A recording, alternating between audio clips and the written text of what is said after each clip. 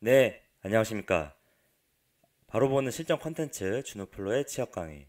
오늘은 IBK 기업은의 직무 소개서 작성 가이드 편을 시작하겠습니다. 네. 자, 강의고 합격되고 안 되고는 종이 한 장 차이다. 보시면 되고요. 어, 저희 오프 강의에 이제 어떤 학생분께서 이런 거 작성하는 것에 대해서 궁금점이 있으셔서 이렇게 질문을 해주셨는데요. 자, 중요한 거는 이 질문 자체가 이제 이거예요. 직무 관련이면 은행 인턴이나 은행 관련 대외 활동만 쓸 수 있는 건가요? 그리고 어디까지가 허용되는지도 궁금합니다. 그리고 통상적으로 은행원이 갖추고 있어야 할 역량이 포함되는 경험이라면 모두 기술할 수 있는지요? 네, 이거는 후자입니다. 왜냐하면 은행원이 갖추고 있어야 될 역량이랑 은행 인턴이나 대활동, 은행 관련 대활동을 경험한 사람이 그렇게 많지 않을 겁니다. 그러니까 다시 말하면 은행 인턴이나 은행 관련 대활동만 한 사람이 그렇게 많지는 않다라는 겁니다. 이 활동을 한 사람이. 그럼 당연히 대부분 사람들이 이제 이걸 못 쓸 거잖아요. 그러면은 그 관련된 이제 직무 경험만 써주면 되는 건데 어, 일단 이 기술서를 가장 사실 좀 중요한 키워드가 이겁니다. 이거.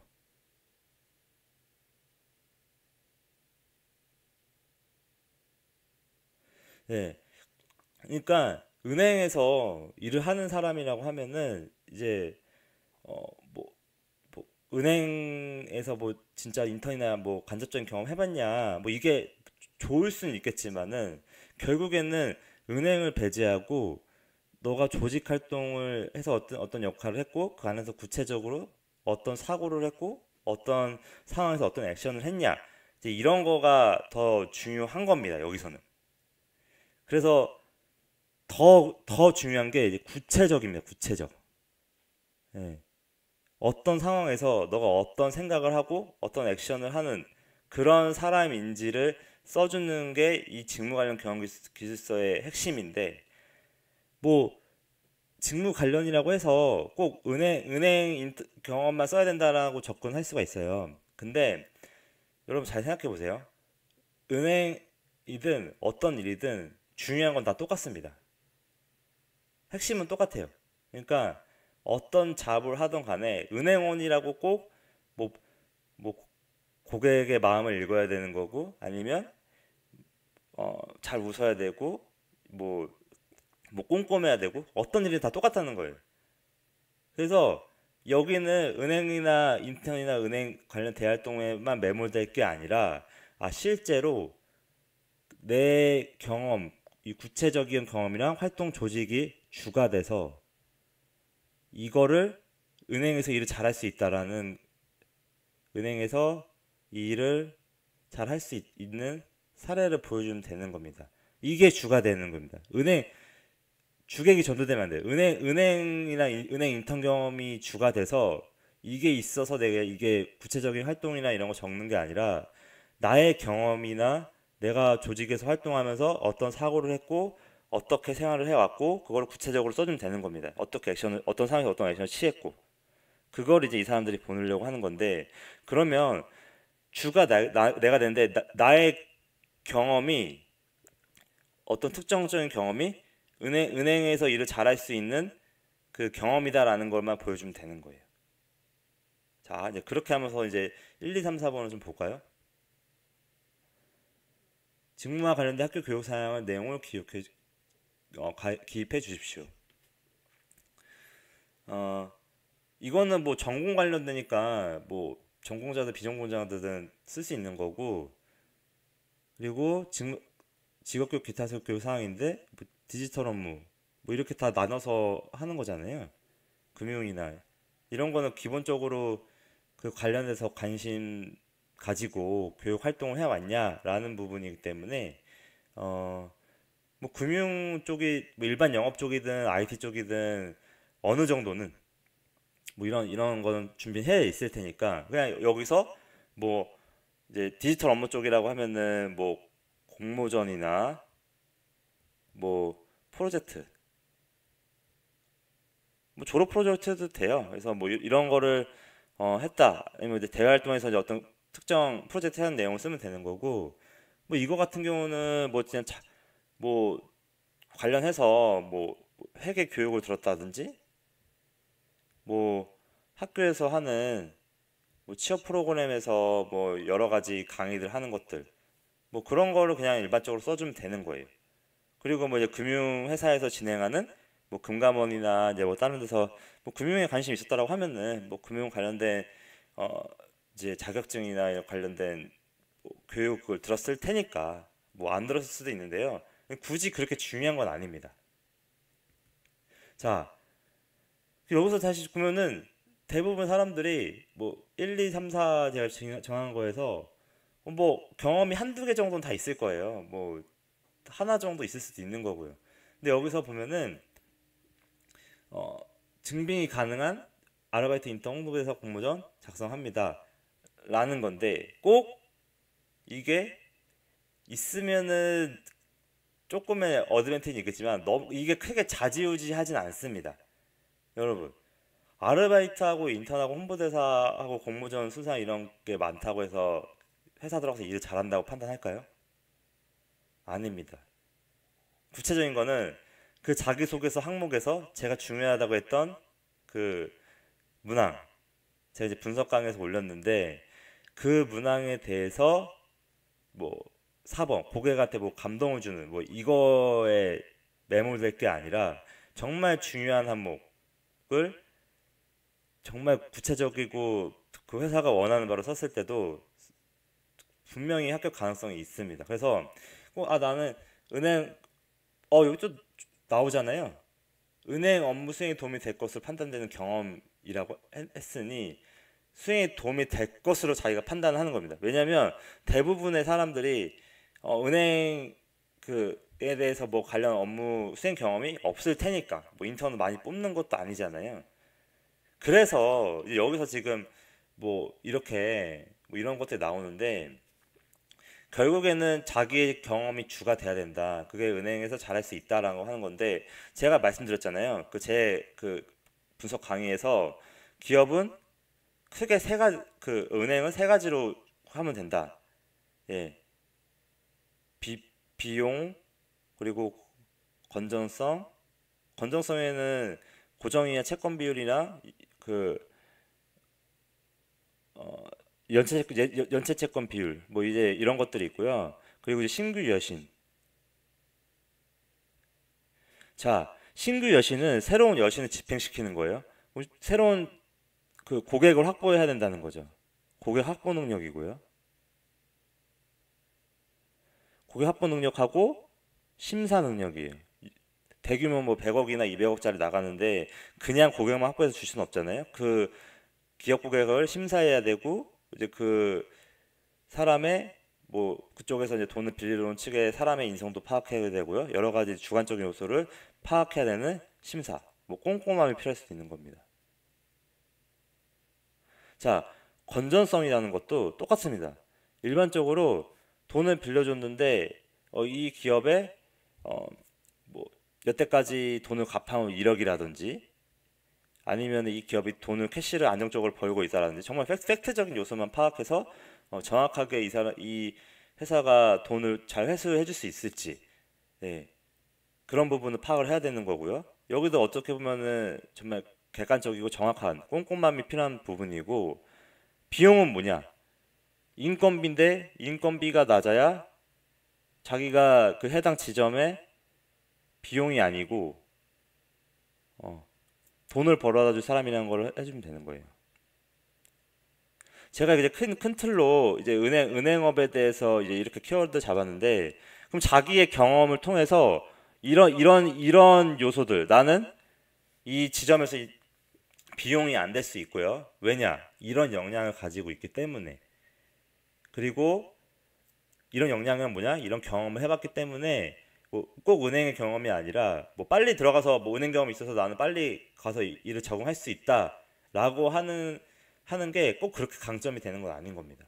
그냥 내가 어디 조직에 속했을 때 되게 빡세게 일했고 열심히 일을 했기 때문에 나는 한 번 맡은 일을 차라리 이런 것도 되는 겁니다. 나는 한 번 맡은 일은 꼭 그날에 해야 되고 뭐 어떤 특정 마감 기한이 있으면 꼭 그 날 이전까지 미리 해야 돼서 그래서 어, 그 원래 그런 성향을 가지고 있어서 뭐 일을 지연시키지 않는다든지 그런 것도 당연히 비용을 절감하는 거에 연결이 되는 겁니다. 자, 그리고요.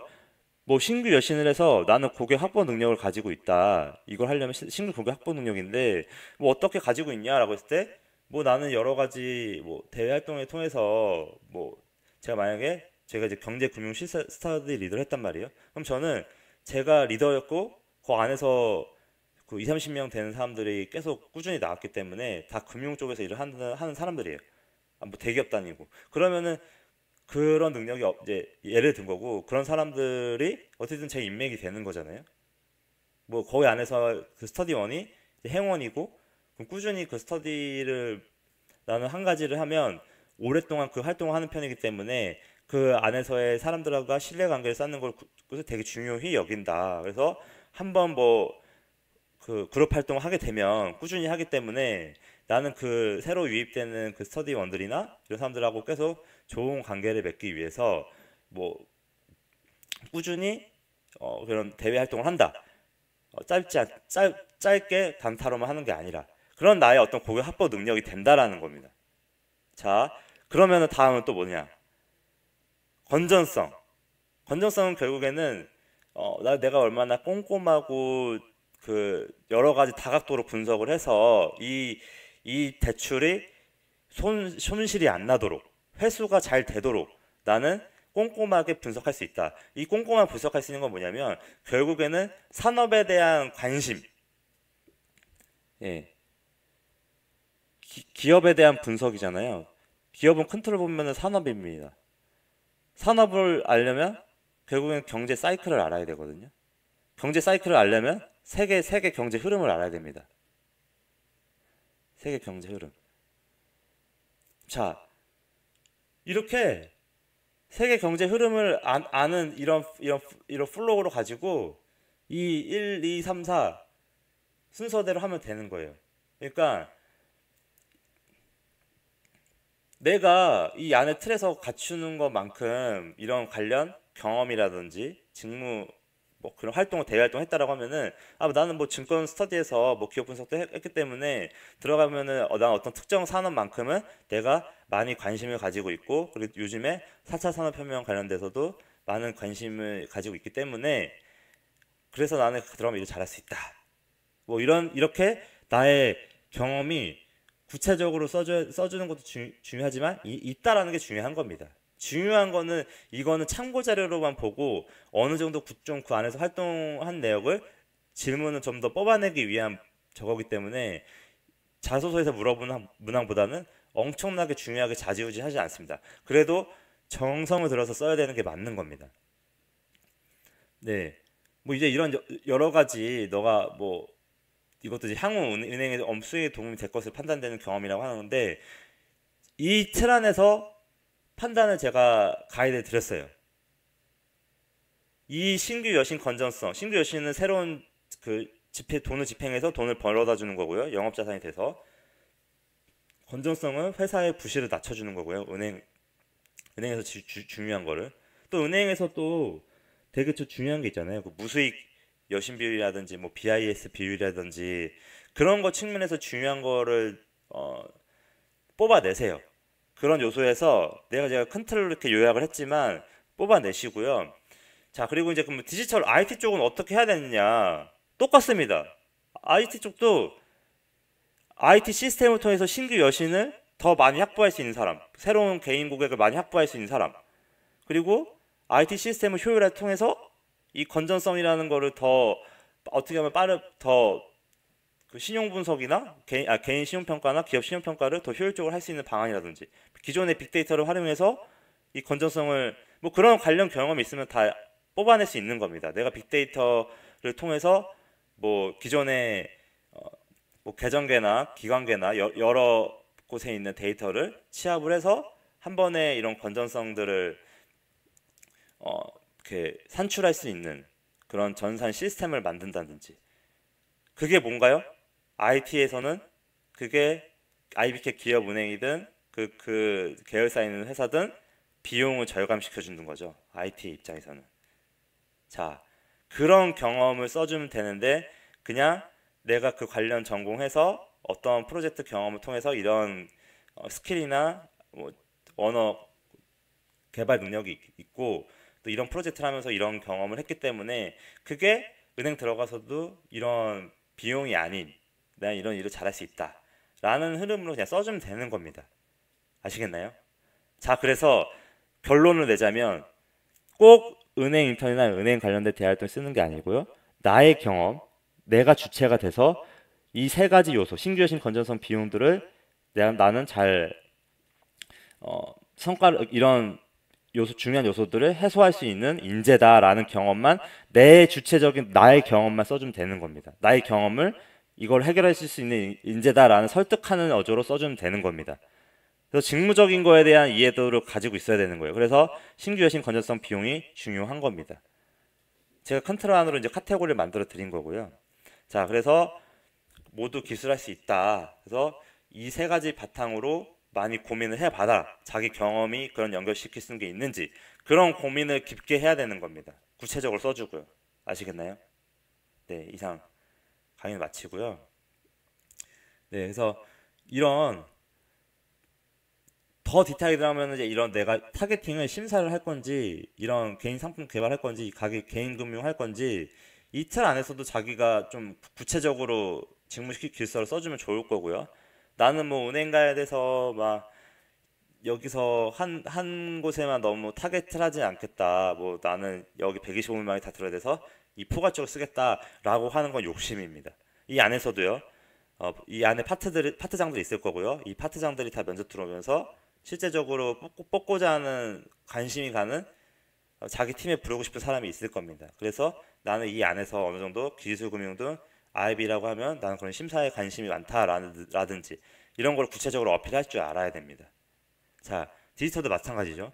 이 안에서 인공지능 빅데이터고 코딩 데이터 마이닝들 하면은 정말로 이런 신기술적인 세미나를 많이 보내면서 새로운 신규 인력을 키우려고 하는 거예요. 이런 인력을 45명이나 뽑는다고 하면은 당연히 이제 이쪽 분야에 대해서 관심을 가졌던 사람들이 중요한 겁니다. 이렇게 대놓고 알려주잖아요.